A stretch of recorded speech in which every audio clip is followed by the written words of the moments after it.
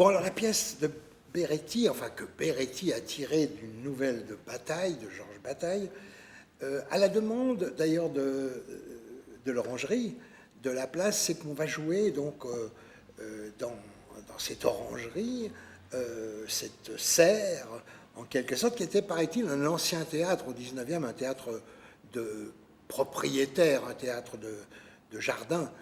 Et on va donc avoir, au cours de la saison, il faut peut-être expliquer pourquoi, on m'a confié le discours érotique. Parce qu'il y a plusieurs discours qui vont être proférés sous forme de spectacle et d'entretien dans la saison de l'orangerie cet été.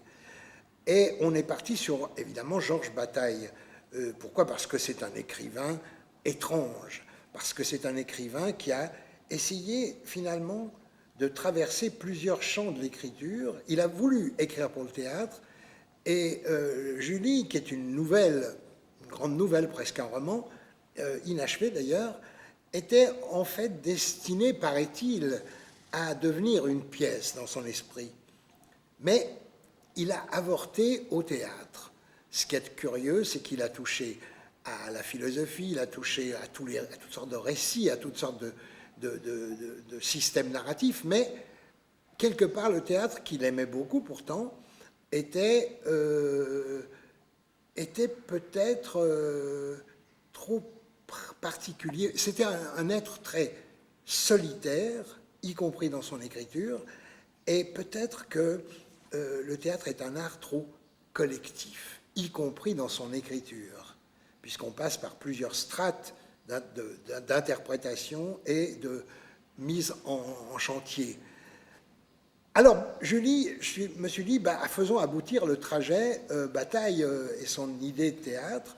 C'est pourquoi j'ai proposé à Michel Beretti de faire l'adaptation de ce qui devait rester en même temps une pièce, mais en même temps une sorte de lecture.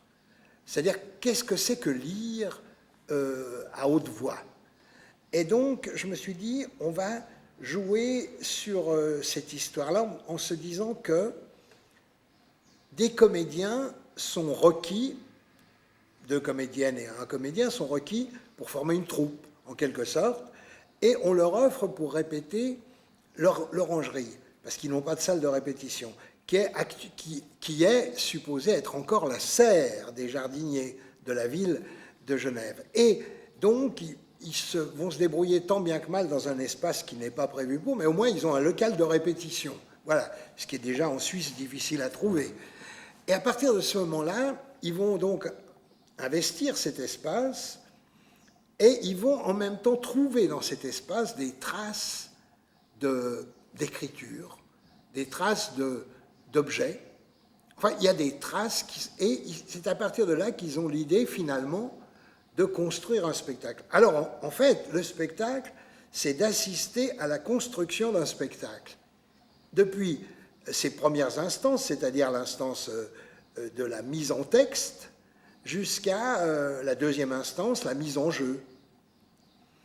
Donc, voilà pourquoi. Alors, la pièce est étrange, elle pose des problèmes vraiment, vraiment intéressants. Elle est écrite assez tardivement, enfin, elle est écrite en plusieurs périodes, mais elle va parler en gros de ce qui entoure la guerre, la naissance de la guerre de 39-45, curieux lapsus, et parce qu'elle commence pour moi en 38, déjà même un peu avant 36. Alors donc, l'idée de cette mise en jeu, mise en pièce, on pourrait dire, oui, mise en pièce, c'est en même temps de mettre en pièce le texte de Bataille et en même temps de lui conférer le statut de pièce de théâtre. Résumer la pièce, donc, c'est plutôt ce que je viens de dire. Pour le reste, il y a une trame qui existe. Cette trame, elle est organisée autour de Bataille. Comment un homme se débat entre l'amour et la mort. Je pense que c'est la question de l'éros et du thanatos, c'est une des grandes questions que Bataille pose tout au long de ses textes. Ça passe par des figures narratives assez précises, comme la transgression, comme donc l'érotisme, mais en même temps comme le discours philosophique sur l'immanence et la transcendance, sur qu'est-ce que c'est que la vie et donc la mort. Et c'est un peu l'enquête à quoi se livrent ces personnages. Mais ils s'y livrent, peut-être grâce au système qu'on emploie, avec humour, car ils sont en train d'écrire une pièce, donc ils ne sont pas identifiés à ce qu'ils racontent, ils ont de la distance, comme dirait Brecht. Et donc, on va organiser le spectacle autour de cette question-là. Mais avec les acteurs que tu as choisis, tu attends quoi de ces acteurs? Alors d'abord, c'est qu'il propose, à travers une mise en place, un schéma, on pourrait dire, c'est qu'il propose deux intériorités différentes, les trois. Une intériorité qui renverrait aux thématiques, c'est-à-dire dont je viens de parler, c'est-à-dire la mise en jeu, la mise en acte des questions d'amour et de mort, et d'un autre côté, ce que j'appelle le rématique, c'est-à-dire le commentaire qui peut être fait sur à la fois le schéma que je propose, la mise en place en gros, et les thèmes que eux dégagent de la connaissance du texte, de l'appropriation des rôles, appropriation principalement du texte, avec cette idée qu'il y a deux thèmes qu'ils ont à exposer en quelque sorte. Un, c'est comment un comédien s'empare d'une fiction pour la faire sienne, et deuxièmement, comment des personnages de fiction sont appelés à être représentés par d'autres corps, par d'autres langages que le leur. Donc c'est un peu, c'est les mettre en péril, c'est les mettre un peu sur le fil de fer, du fil de ferriste. C'est donc vraiment jouer avec eux et qu'ils jouent avec moi, qui me proposent des choses, qu'ils interprètent à leur façon, des suggestions que je peux leur faire, des idées que je peux leur lancer, ou des gestes que je peux leur demander d'accomplir. Donc un échange permanent.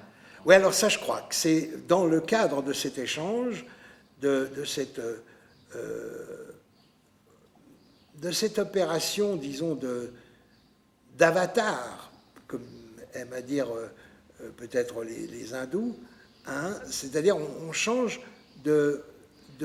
d'apparence et de casquette, donc et de responsabilité à tout moment. Des fois, peut-être que leur proposition m'incite à modifier la mise en place, et des fois, la mise en place les incite à transformer leur vision de tel ou tel moment des personnages. Et qu'attends-tu du spectateur?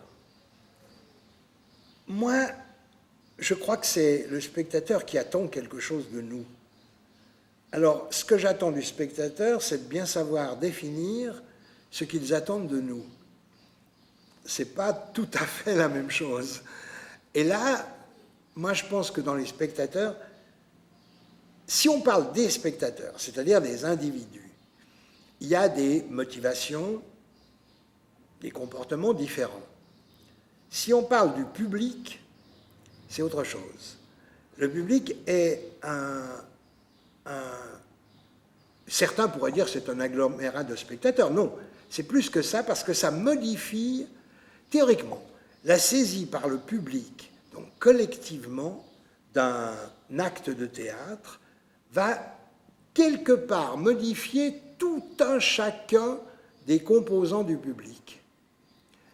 Donc, ce n'est pas ce qu'ils attendent en venant au théâtre qui m'intéresse, c'est ce qu'ils attendent de la vie lorsqu'ils sortent du théâtre. Les conditions de répétition aussi sûrement qui ne sont pas toujours...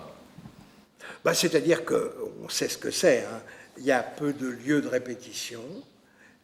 Par exemple là, si on répète dans une salle qui nous est agréablement offerte, Je veux dire, c'est bien de répéter ici, c'est des conditions assez idéales. Je remercie le théâtre de Vidy qui nous a prêté le lieu, mais on ne répétera dans l'espace réel que 3 jours maximum. C'est-à-dire donc, heureusement je le connais cet espace, puisque j'y ai joué, j'y ai mis en scène, je l'ai même découvert dans l'état avant qu'il redevienne un théâtre, dans l'état premier. Il était serre, il servait, comme je l'ai déjà raconté, de loge pour un spectacle que je montais à côté, ce qui a donné l'idée d'ailleurs de l'utiliser sous cette forme-là. C'est des conditions difficiles parce que on n'a pas, disons, c'est peut-être bien d'ailleurs en même temps, hein, je ne dis pas, peut-être qu'une certaine... je me souviens avec Planchon, quand j'ai joué Henri IV et Falstaff, les Shakespeare à Paris en 1957, on répétait dans une salle au moins 2 fois plus petite que celle-là, et on était une trentaine. Et des scènes de Shakespeare avec des scènes de bataille et des trucs comme ça, c'était incroyable. Et on a eu très peu de temps de plateau. Donc on arrive. Peut-être que la contrainte est aussi un facteur d'invention. Mais en même temps, la grande difficulté, c'est qu'on prévoit des spectacles. Si on n'a pas l'imaginaire très développé pour faire cadrer le concret avec nos prévisions, après, ça devient difficile. Après, on tombe dans l'à peu près, dans l'aléatoire, et là, si on veut faire un spectacle, par définition, improvisé, peu importe, mais si on veut faire un spectacle qui soit écrit réellement pour la transmission, c'est-à-dire qu'à ce moment-là, ça pose un autre problème. C'est le même problème que quelqu'un qui écrit un roman avec des petites pattes de mouche quasiment illisibles. Si on distribuait ces pattes de mouche, il y a très peu de gens qui liraient et qui comprendraient la lecture, même parmi les quelques qui liraient réellement, qui feraient l'effort de lire et qui liraient. Donc il faut l'arrivée d'un imprimeur, il faut l'arrivée d'un système, en tout cas, de transmission où les codes s'aperçoivent très bien, très très net. Et là, c'est ce qu'on risque de devoir faire très rapidement. Donc c'est pour ça que je dis que ça dépendra des spectacles, ça dépendra des demandes, ça dépendra des appels esthétiques, on pourrait dire. Moi, je ne vois pas beaucoup d'évolution, parce que moi, je parle de mon retour en Suisse, 74-75, on a eu toujours des conditions difficiles et ça a très peu changé. Il y a eu des améliorations, quand même. Mais ces améliorations sont venues parce que, à la limite, on trouve des salles. On construit même des salles de répétition très rapidement. Elles sont bien construites et très rapidement, on les utilise en tant que théâtre. Donc reste à retrouver une nouvelle fois de nouvelles salles, peut-être parce que le public, effectivement, est devenu quand même plus nombreux. Il faut bien le reconnaître. En quelques années, il y a eu une augmentation du public et des manifestations théâtrales, peut-être trop d'ailleurs. Reste à savoir s'il ne va pas y avoir un retour de bâton, un retour de brigadier, ce bâton avec lequel on tape les 3 coups, qui finiront par nous tomber sur la gueule. Donc, il faut savoir, peut-être, comme disait l'autre, raison garder. Mais en l'occurrence, ça peut changer, tu vois. Comme résultat, on est à peu près dans les mêmes conditions de répétition qu'il y a une trentaine d'années. Ça te convient?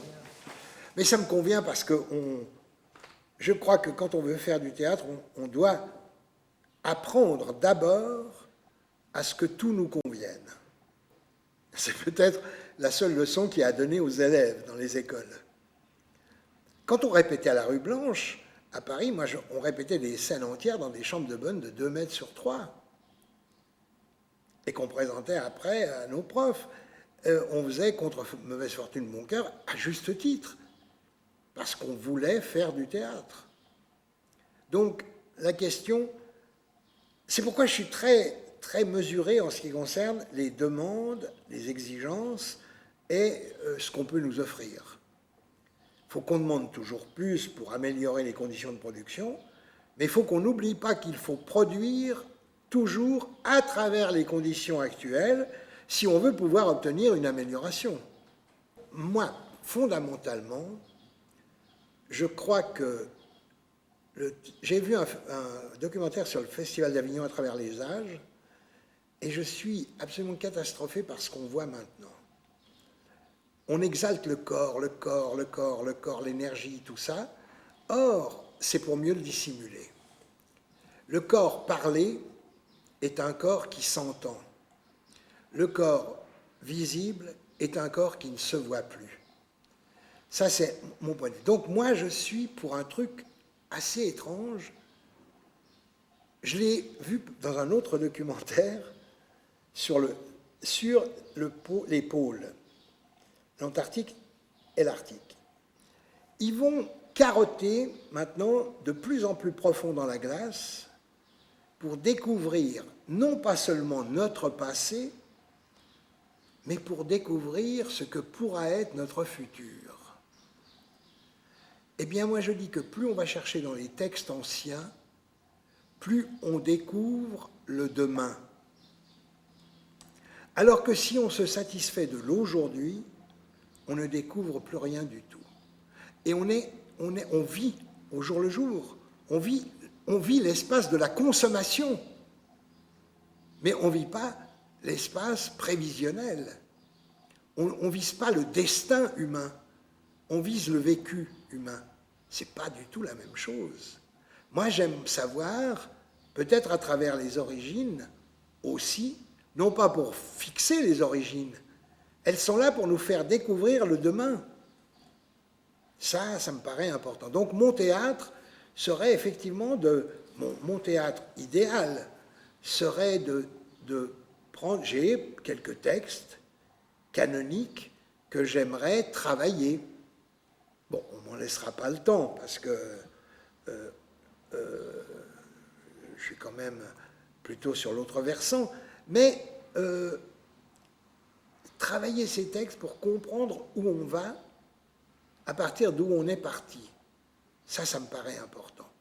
Il y a trop, à mon sens, qu'il y ait des textes contemporains, ne serait-ce que syndicalement, pour que les auteurs touchent un peu d'argent de droit d'auteur. Mais ça, c'est un autre combat. Ça n'a rien à voir. C'est un combat sociologique et pas esthétique. Mais trouver la façon d'équilibrer des témoignages d'aujourd'hui avec des propositions qui ont été faites au fil des années, au fil des siècles même, ça me paraît aussi important. Et moi, je dis toujours qu'un théâtre qui s'honore, c'est un théâtre qui sait construire une rhétorique du répertoire sous ces deux angles. Si on en omet un, pour moi, on est en porte-à-faux. Et tu fais la même recherche au niveau de la mise en scène ? Même chose. Même chose. Je crois qu'il y a... d'abord, les pièces conduisent à leur représentation par des chemins différents. Donc, il faut arpenter ces chemins. Il faut même les baliser, trouver des repères. Et ces repères sont différents selon les œuvres, selon les auteurs, selon aussi tes propres impulsions. On peut, à certains moments, être bloqué sur un affect très précis, un affect esthétique très précis, une couleur, une saveur, comme disent les hindous, et puis, 3 ans plus tard, se dire, bon, maintenant on a exploré ça, explorons autre chose.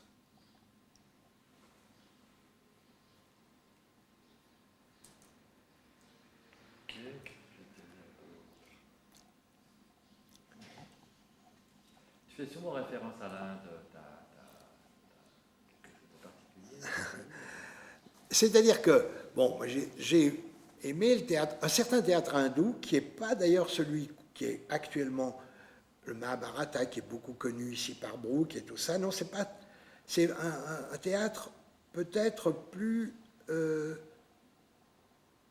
problématique qui m'intéresse. Mais les textes théoriques aussi m'intéressent beaucoup, notamment le Bharata, enfin ce qu'on appelle le Bharata, le guide, le Rig Veda du théâtre.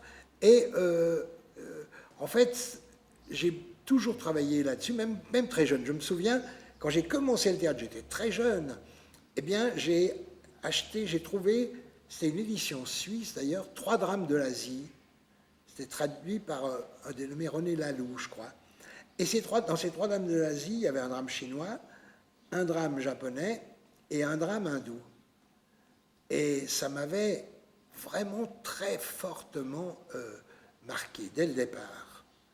Mais j'ai monté des pièces chinoises, Quan An King, jamais de pièces japonaises, ni jamais de pièces hindoues. Mais puisque tu m'interroges sur « j'aimerais monter une pièce hindoue », j'en ai 2, 3 qui sont vraiment, vraiment intéressantes, et j'aimerais les montrer comme une référence à, non pas pour m'imprégner, pas m'imbiber dans une culture qui n'est pas la mienne, comme font trop de gens, à mon sens. Ils font de l'exotisme, ils font du club méditerranéen, en allant voir du côté même des religions autres que la leur, que les leurs. Peu importe ça, ils ont le droit, mais c'est pas ça le problème.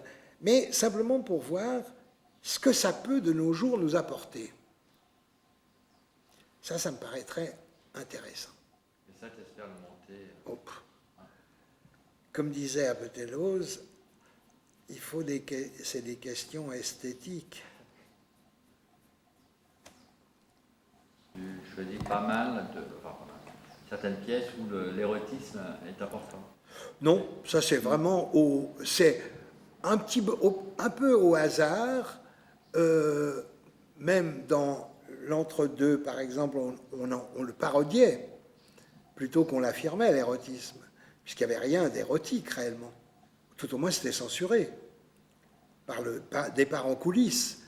Non, c'est des questions, ça dépend, non. Tu sais, à un moment donné où je travaillais beaucoup sur Brecht, on me reprochait de travailler beaucoup sur le politique. À un moment où je travaillais beaucoup sur les classiques, on me reprochait de travailler beaucoup sur l'histoire. À un moment donné où, tu vois, donc, c'est un peu aussi au hasard. Maintenant, c'est peut-être aussi parce que, à partir d'un certain âge, ces activités cessent un peu, ou beaucoup, et qu'on les retrouve sous forme de fiction. C'est un peu ce qui m'a fait dire que Casanova n'aurait jamais écrit ses mémoires s'il avait pu continuer à avoir des activités sexuelles. C'est quand il était adulte, très vieux, très usé, coupé des femmes, qu'il a revécu une vie à travers les mémoires qui sont quand même parmi les textes les plus érotiques qui soient. Est érotique ce qui est un langage. Et ce qui devient un langage, c'est Malraux qui disait dans la préface de l'amant de Lady Chatterley, il disait il faut faire un langage de l'érotisme. Je le traduis, moi, il faut pouvoir parler l'érotique, et non pas le vivre. Le vivre, c'est peut-être le pornographique, mais l'érotique, c'est d'abord une parole. J'avais formulé un aphorisme pour être entendu, je dis bien entendu. La sexualité ne doit pas être gesticulée, mais parlée. Autrement, elle n'est pas entendue. Elle est consommée ou refusée. Mais c'est tout. Donc, moi, je crois que la confusion vient de ce qu'on emploie des mots, comme toujours, un peu n'importe comment de nos jours. Érotisme, c'est ce qui est une parole. Je disais bien dans Godard, par exemple, dans la Week-end, ce qui est génialement érotique, c'est que Mireille d'Arc, dans le noir presque absolu, dit un texte érotique. Et les gens dans la salle sont ulcérés. Moi, j'ai vu la première au Vendôme à Paris. Les gens étaient ulcérés, vraiment. Alors que s'ils avaient vu la même scène montrée à l'écran, ils l'auraient ou consommée ou refusée. Ça aurait provoqué des réactions nerveuses sur leurs organismes ou pas, puis c'est tout. La même chose avec Bergman, dans Une passion. Elle est là, assise sur le pas d'une porte. Tu as deux mecs avec les pulls suédois, une île, ils sont sur une île, il fait froid. Ils sont là, ils l'écoutent. Elle raconte une partouze qu'elle a faite avec deux mecs. Dans la salle, les gens sont horrifiés. Pourquoi? Parce que la parole du sexe intervient sur leurs images à eux. C'est eux qui doivent formuler l'image d'une parole, alors que dans d'autres cas, l'image, dans le film porno ou érotique, l'image leur est donnée, ils la consomment ou ils ne la consomment pas. Mais c'est tout, ils ne l'inventent pas. Donc la relation est totalement différente. Et pour moi, le film érotique, c'est celui qui parle le sexe, ce qui fait que même quand on dit la définition traditionnelle film érotique, film porno, pour moi, n'a aucun sens, sinon que le film érotique est plus dégradant que le film porno. D'abord, si j'ose dire, dans le film porno, on voit les sexes masculins et féminins, alors que dans les films dits érotiques, on abuse du corps de la femme, mais on ne montre que allusivement le corps de l'homme. Donc il y a une injustice fondamentale.